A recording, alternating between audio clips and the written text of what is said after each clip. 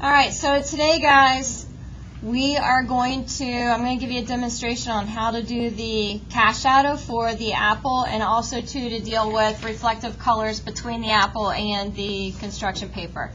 So first thing we're going to do is we're going to draw the cast shadow on here. So all you need for that is just your regular pencil. Biggest issue with the cast shadow, or at least drawing it, is a lot of people just draw them incorrectly. So the first thing that I do, and if you guys look at your still life, you guys will see that I have outlined on your paper where that main cast shadow is. Okay, so I've outlined where that main cast shadow is for you, so you can see where that, and I outlined it with white colored pencil, so it should be fairly easy for you guys to see. But you should see it hit somewhere around the back of your apple. Now again, my apple is different than your apple. My light source is coming from my right side, so my cast shadow is coming over here to my left. For any of you guys that have your apple over here on the left side and your light's coming from the left, your cast shadow is going to be going the opposite direction of mine. Okay? So what I'm going to do is I'm going to look at my still life, and I'm going to look, where does that back edge of the cast shadow hit or hide behind my apple? And when I'm trying to assess where that actually happens, I'm going to look at my apple and ask myself, okay, does that line hit at the middle of the apple, above the middle of the apple, or below the middle of the apple? So is it below, at the middle, or above? For me, when I look at this, it's below. So when I mark this, and I'm just going to make a little mark, and I'm going to zoom in here so you guys can see this a little bit better. Is it going to net me? There we go. Need to autofocus. Sorry, it gets a little grainy because of the spotlights and the lights in the room. Let me see if I do this, it might mess up my...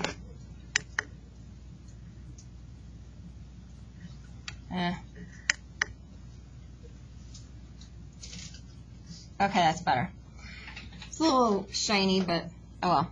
So when you, so what I'm going to do is I'm just going to mark where that cast shadow hits the back edge of my apple. So it's about right here. Mine does not hit even close. It's not. So the middle of my apple is about right here. That back edge of that cast shadow hits below that. So I'm going to make a mark right there with my pencil where that back edge of the cast shadow hits. I want you guys to do the same thing.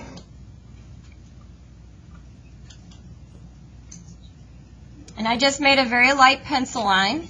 I'm not making it too dark because if I don't like where it's at, I want to be able to change it easily. So I'm going to keep it fairly light and vague. The next thing I'm going to do is I'm going to mark where I see the other edge or the other connection for that cast shadow, and basically on the front of the apple. So mine is, and it's not all the way over here to the side. Again, I'm looking at the apple. I'm kind of looking at the middle of it. The middle of the apple is about right here. I look at the apple. It's over off here to the side. So I'm going to, actually it's over here. My light's been changing. So it's over here to the side. So that's where the other edge of my cast shadow is. Again, yours is going to be different than mine because you have a different light source than I do.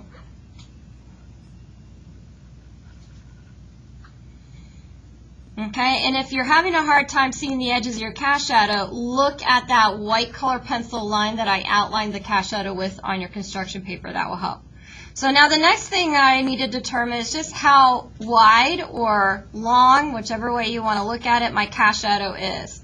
So when I look at this, what I'm going to do when I look at my actual still life is I'm going to just kind of look at the size of my apple and ask myself, okay, is it 2 apples wide? Is it 1.5 apples wide? So when I look at my still life, mine is about another apple wide. So I know that now my cast shadow is going to stretch out to about right here. So I have about a whole apple width off of this apple.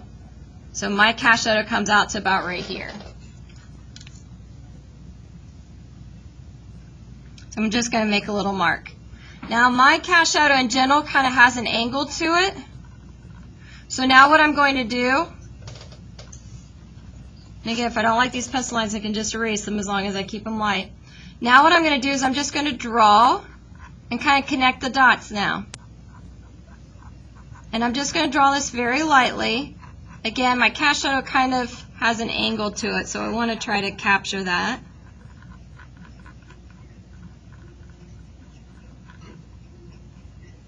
And it's going to connect back over here.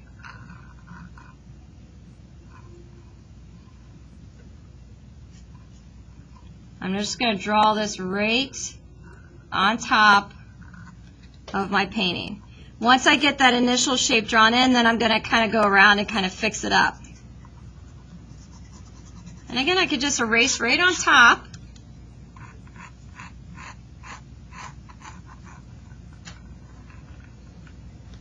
I kind of hold this so I can see if it looks right.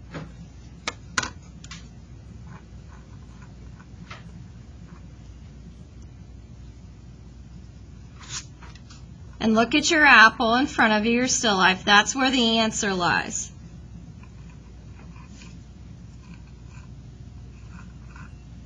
Your cast shadow should stay on your construction paper. It should not be going up and off of the past the edge.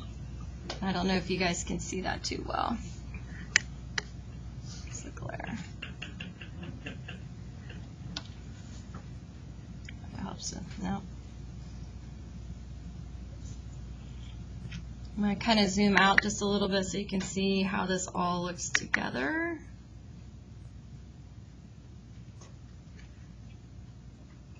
I'm going to try to turn off this light just so hopefully. There we go. So there's my cast shadow, at least the drawing.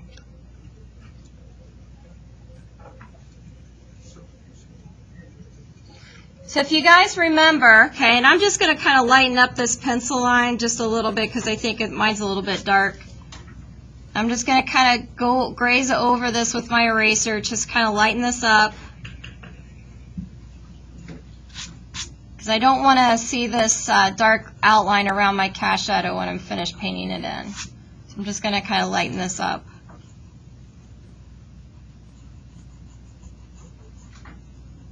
So I'm just kind of dragging that eraser over top of it.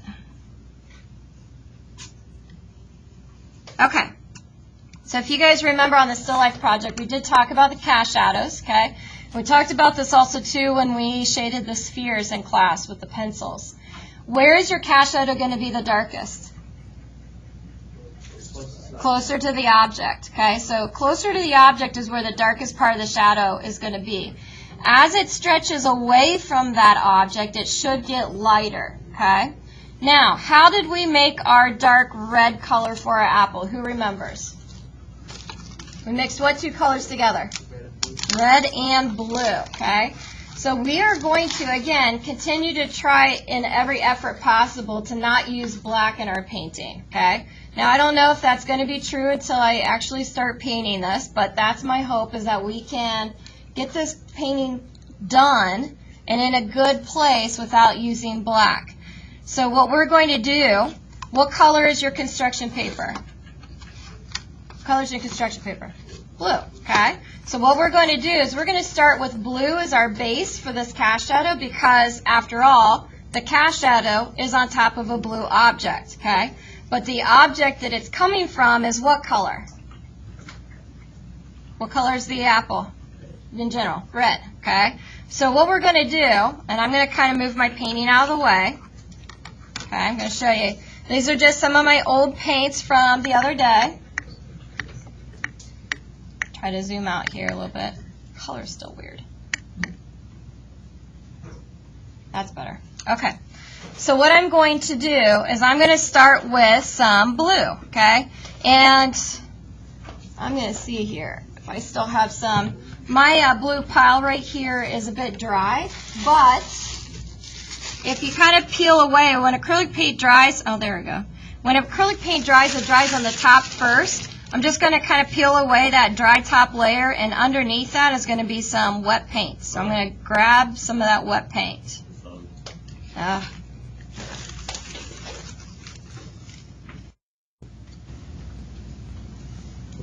Okay, so what I'm doing is I'm taking some of my blue, okay? I'm going to try to scoop some of my blue underneath this pile here. And what I'm going to do is I'm going to add a touch of the red to this to make it basically kind of like a blue-violet. Okay, so I'm going for a blue-violet color. I need to just add a little bit more. It's still looking too blue. I just want blue-violet. There we go.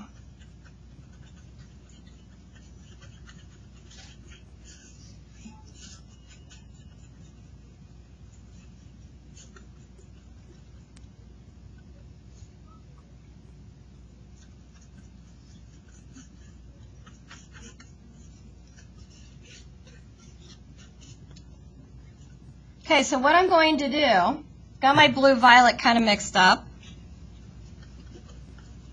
My paint was kind of on the thicker side, most likely because I'm taking dry, kind of wet paint underneath these dry layers. I just put a little dab of water in that just to kind of make it a little bit more fluid, not so sticky or heavy, so it's a little bit easier to paint with. So now what I'm going to basically do is I am going to start painting right up here, up against my apple. And I'm going to paint this right up against the apple and just work my way out to the outside. Now, the more that I work away from the actual object, I'm going to add more blue.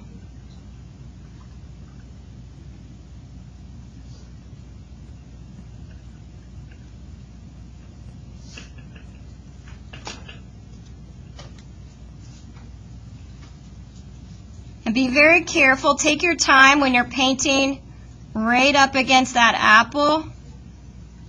Make sure that you're getting a good edge. You don't want a gap, and you certainly don't want to paint over the apple either.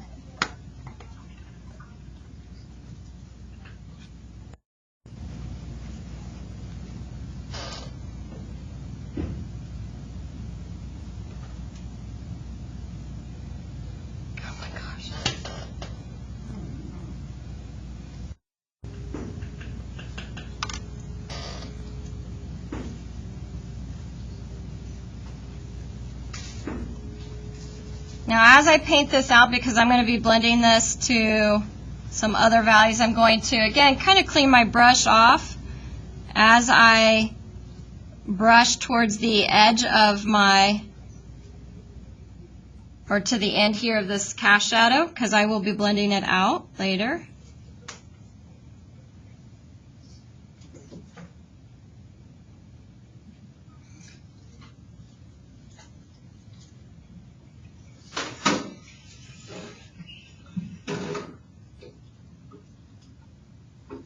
I'm going to kind of pick up my painting here so it's a little bit easier for me to paint.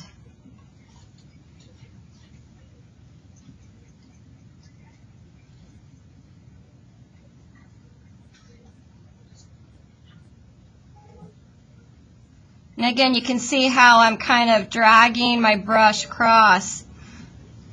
You know, how this is not a complete full coverage here. And that's because I'm going to be blending it out later.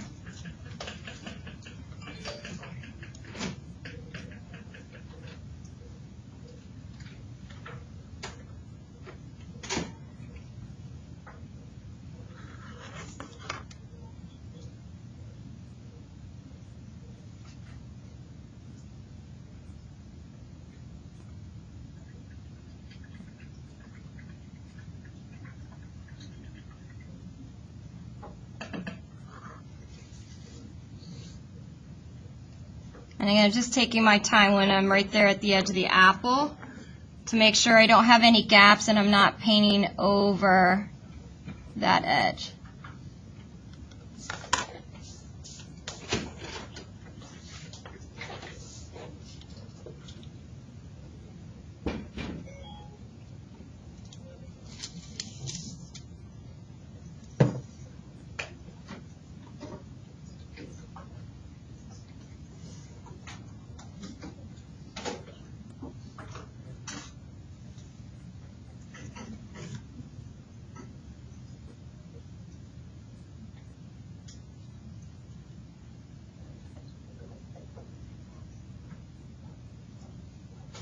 Okay, so I've got basically a start here. So what I'm going to do, I'm going to put my painting off to the side.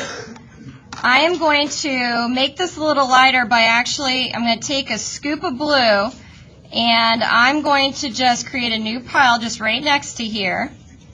And I'm going to add just, again, a little touch of the red because I don't want this to be as dark.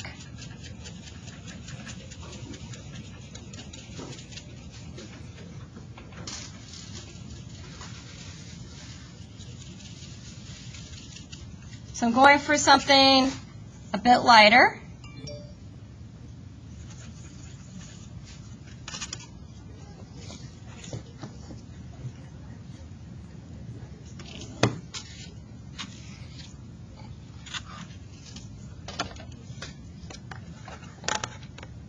And then I'm going to just paint this on top of here.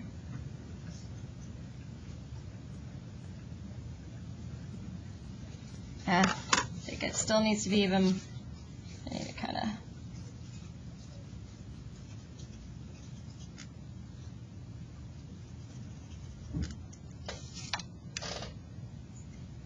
there we go.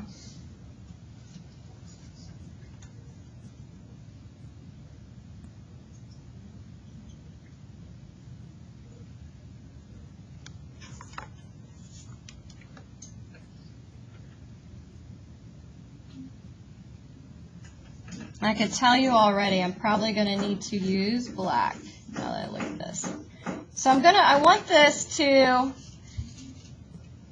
lighten up as it goes out here to the edge. So I'm adding more blue to my mixture because the violet is darker, so I want it to be more blue. I'm getting to the point too where I'm actually just painting in just straight blue here. And just kind of blending it into this violet tone that I made.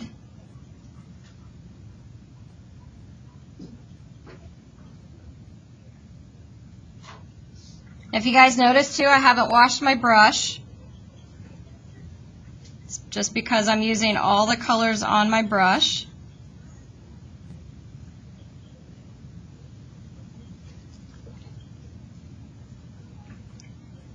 And again, right here at the very end of my cassia, I'm just using straight blue. I'm just kind of blending it in.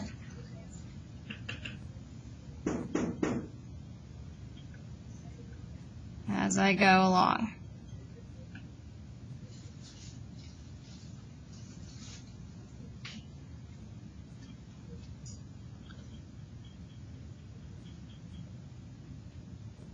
Just really taking my time along this edge so I get it nice and neat.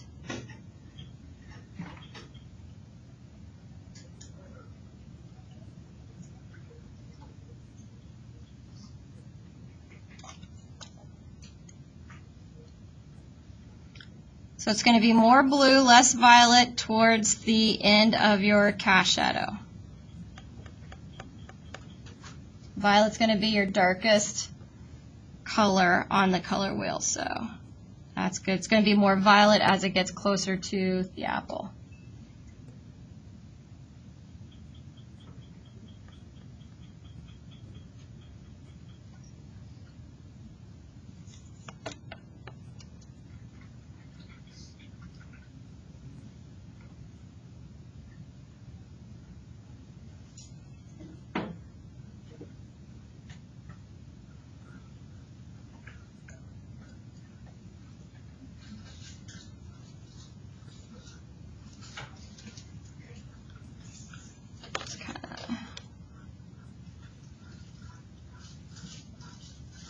And you want to make sure you got pretty good coverage with your paint. If you have to, pick your canvas up like I am off the table and get it in your hands so you can get a good angle on this. Okay.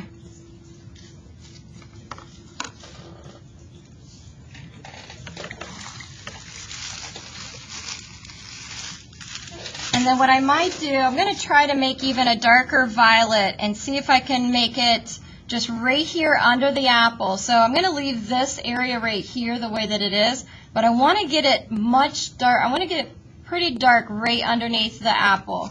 So I'm going to try to make, and I may have to actually use black.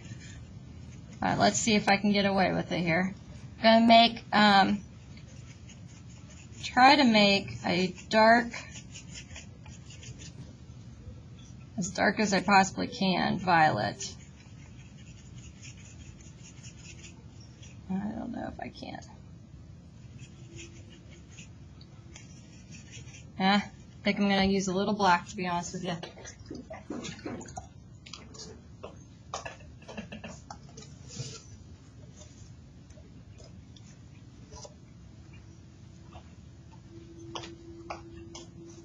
All right, so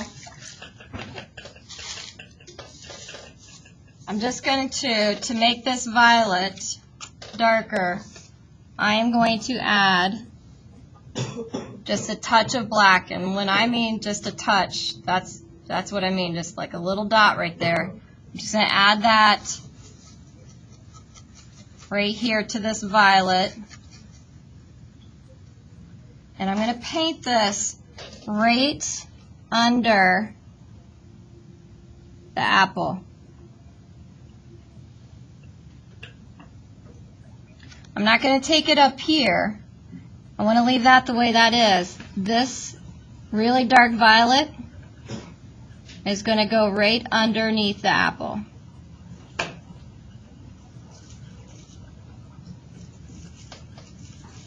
And that's going to hopefully create some good dimension in the cast shadow.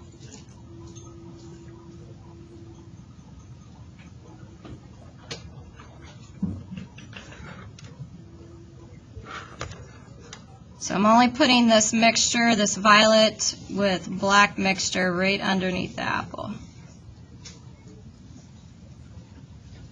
So if you need some black,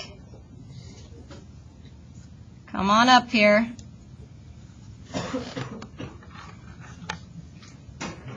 And then I'm just going to blend that out.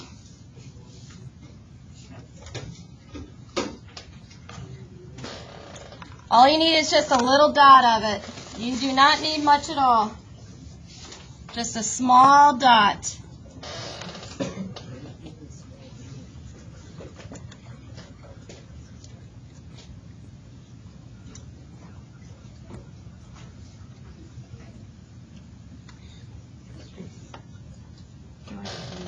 Huh?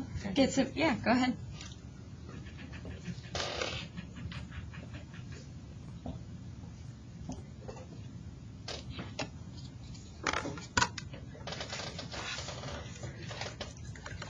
And by adding that really, really dark violet right underneath that apple, that will really help ground the apple so it doesn't look like it's floating anymore.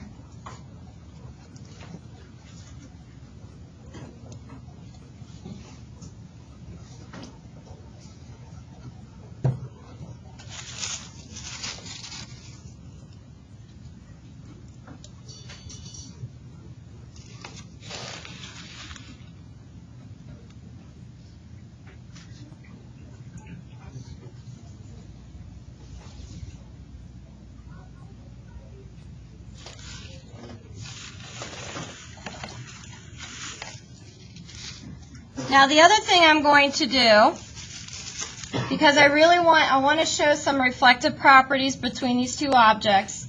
Now I haven't showed you how to do something like this before, but this time what I'm going to have you do is I'm going to have you take like a wet brush. So I'm not going to have you wipe off that water. You want some water on your brush, and basically what I'm going to do is I'm going to take some of this like straight blue that I have here, and if you can see on my palette, I'm just taking some of that water and mixing it in with some of the acrylic so it's really, really transparent and washed out. So I'm just taking a really wet brush, mixing it with some blue so it's a really watery blue, and what I'm going to do is I'm just going to kind of paint that watery blue just right on top of my apple where it's close to the construction paper, which is basically down here at the bottom. So I'm just, again, taking that watery blue, and I'm just brushing it on top of my apple, and that's going to bring some of the blue from the construction paper into the apple. And it's going to show how those colors are next to each other, because anytime you have two objects that are two different colors that are next to each other, they're going to reflect each other's colors. So I'm going to put this watery blue just right here where it's close to the edge or close to the construction paper. And then just to kind of blend that out, I am going to wash my brush off, dry it off, and then just kind of feather it out. Now I'm not going to really know how well that blue stuck until that dries, so I'm going to keep my eye on that. But I just painted that watery blue just right here on the bottom where it's close to the construction paper. And I think what I am going to do too is maybe just go over my blue down here at the bottom. It's looking a little thin.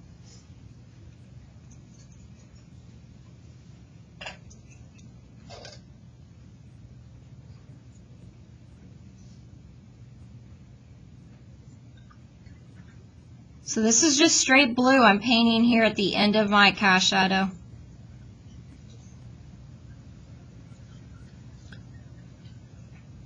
Because the darker I wanted it to get, the more violet it went. Violet is the darkest color you have on your color wheel. So, plus, not only that, but the two objects that you're dealing with for this cast shadow are red and blue. When you mix red and blue together, because color is reflective, you're going to get violet.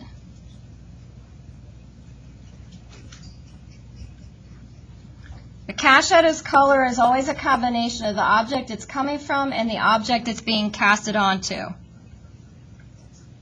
lot of people who've never taken an art class would just assume that anytime you see a shadow, you need to use black. That is not the case.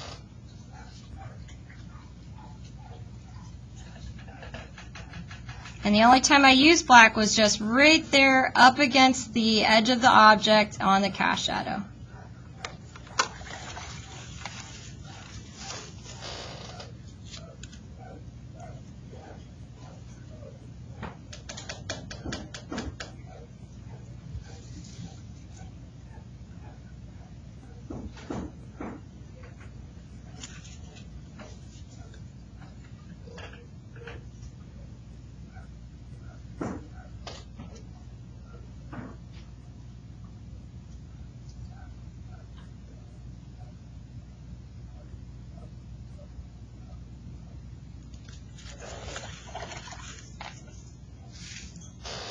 Okay, so when I grade your cast shadows, guys, I'm looking for a few things.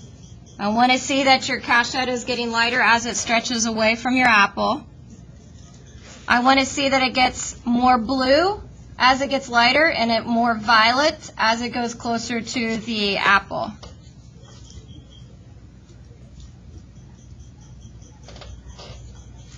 Gotta clean up my edge here.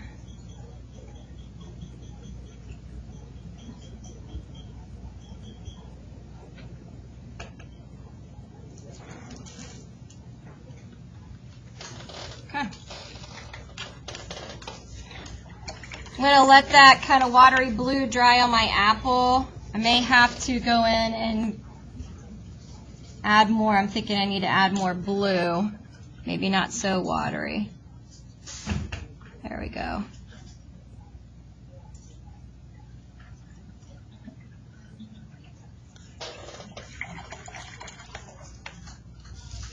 Yeah, I think I initially made that blue a little too watery because it just didn't show up when it dried. So I went ahead and used something that was a little less diluted and just painted it on here. I think that'll work better.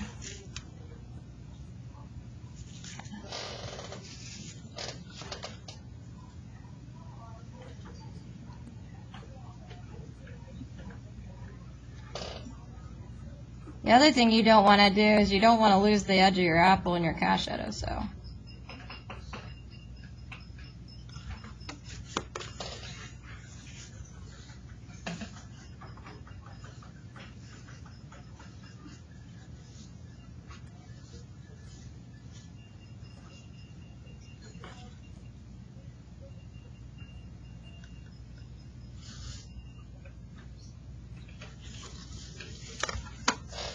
Okay.